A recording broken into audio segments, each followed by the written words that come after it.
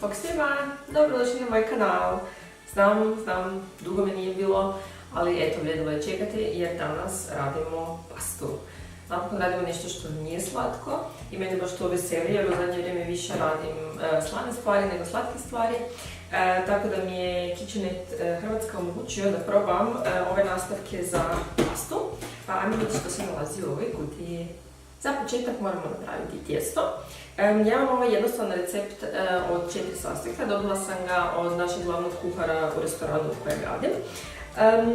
Jako je jednostavno, trebamo 270 g žutanka, 400 g glatkog brašna, 10 g maslinovog ulja i 5 g soli, znači samo to.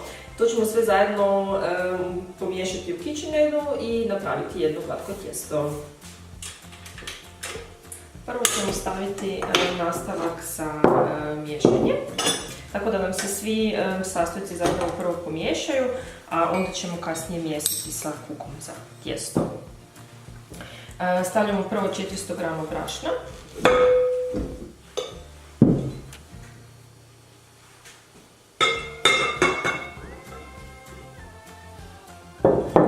Nakon toga dodajemo u sredinu 270 g žumanka. Meni je ispalo oko 10 jaja, sve ovisi koje veličine jaja imate. Na to dodajemo maslinovo ulje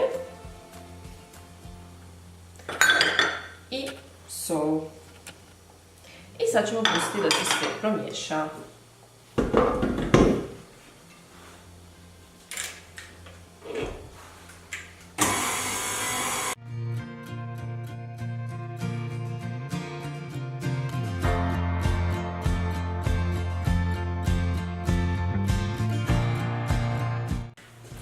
Sada kad se je tijesto spojilo, ali još uvijek je u mrvicama, znači jaje se kompletno razradilo kroz tijesto, ali je još uvijek u mrvicama. Ja sam si pripremila dva lista prozirne folije, između kojih ću sad razvaljati ovo tijesto. Znači samo presipajte.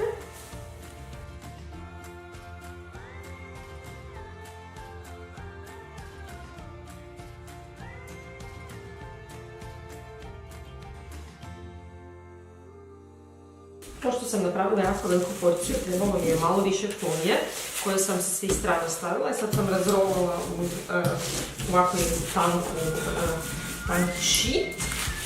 I kad smo razvaljali, stavimo na minimalno 2 sata u hladnjak i nakon toga ćemo valjati pastu.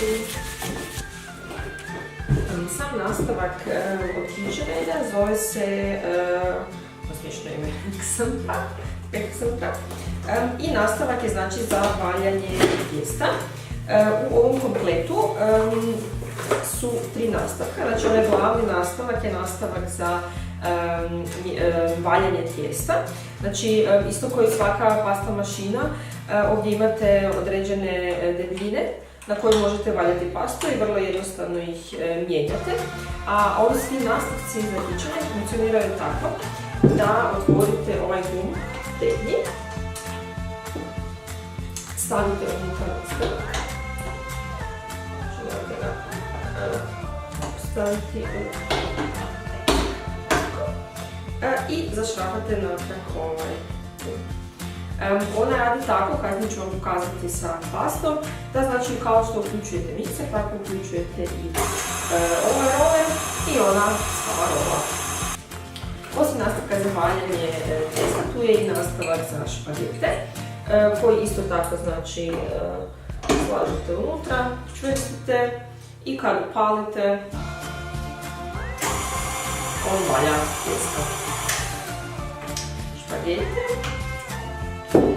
I zadnji nastavak je za fettuccine, i za široke reznice, kako bi to rekli doma. Znači jako jednostavno se slažu i s njima valjate. Ja sam probala već jedno tijesto s njima raditi, ali mi se nije baš svidjelo. Ovo drugi recept koji vam sad sam danas pokazala mi je puno ljepši, tako da eto se nadam će ove puno bolje ispasti. Evo, tijesto je stajalo od prilike 2 sata u hladnjaku. i nemojte se prestrašiti jer još uvijek izgleda onako mrvičasto, ali nakon što ćemo ga obraditi, sad to miješati i razvaljati, pretvorit će se u ove prekrasne fettuccine.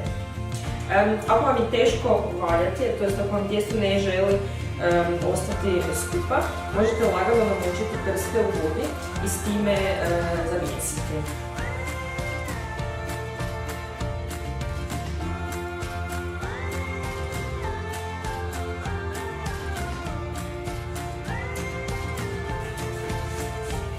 Stavimo nastavak na broj 1 i kad smo stavili na broj 1, upalimo mikser na 1 i počnemo rolati.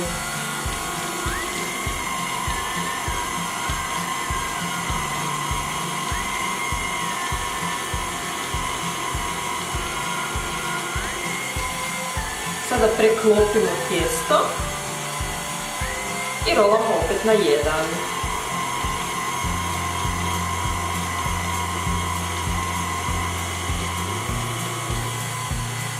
I preklopit ćemo još jedanput.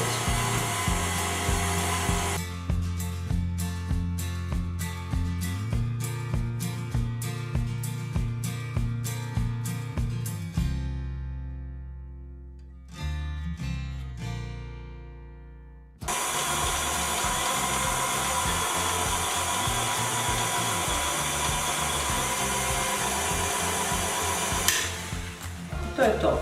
Naše tijesto je kompletno ravno, lijepo je razvaljeno i sad ćemo promijeniti nastavak. Vadimo ovaj s kojim smo valjali i uzmemo nastavak za fettuccine. Pričvrstimo nastavak za fettuccine i stavimo na broj 1, ali prije toga ćemo malo još pobrašniti tijesto da se slučajno ne bi ulovilo za valjak. Na broj 1.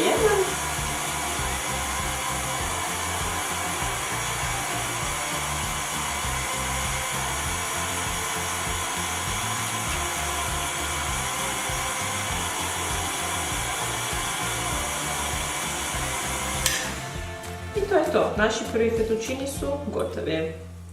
Možete vidjeti kako su prekrasne žute boje, to je od žumanjka koje smo koristili.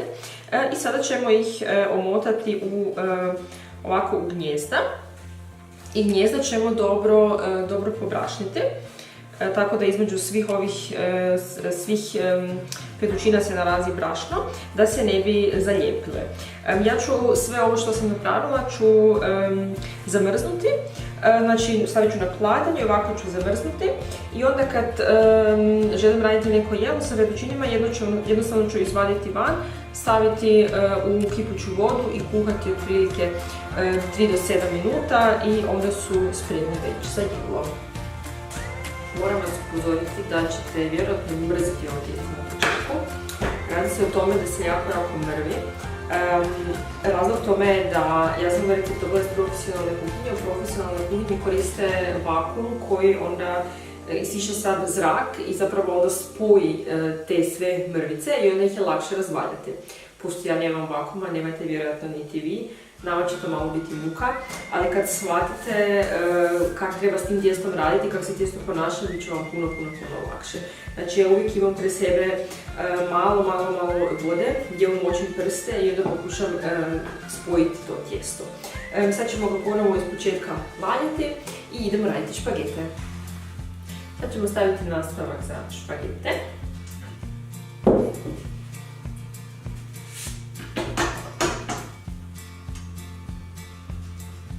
I da vam bude malo lakše, rezat ćemo ovo tijesto na pola, tako da nam lakše pada.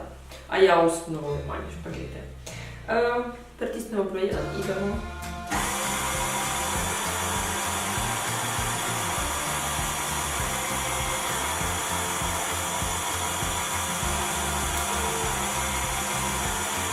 I naše špagete su također gotove. Isto kao i fettuccine, lijepo ćemo ih sve pobrašniti i staviti u ovakve porcije. Znači, bolje je da napravite ovako kružić nego ovo kad sam ja prije napravila. Izgleda lijepo, vjerojatno će se zalijepiti. Zato koristite ovu tehniku gdje ih zamotate preko ruke. I kao i fettuccine, ja ću svoje špagete zamrznuti. I kad ću biti spremna, kad ću želim raditi nešto, ću jednostavno kipuću vodu i staviti i kuhati otprilike nekih 5 minuta. I to je to. Naša pasta je gotova. Uz recept za ovu pastu koju ste mogli vidjeti u videu, na blogu će biti predstavljene još 2 recepta.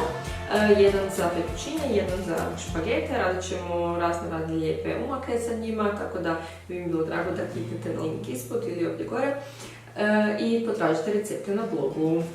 Ako vam se ovakve recepte sviđaju, željeli bi ih vidjeti više, stavite mi jedan thumbs up, pretplatite se na kanal i ja se nadam da ću naći vremena još više snimati ovakvih videa. Vidimo se!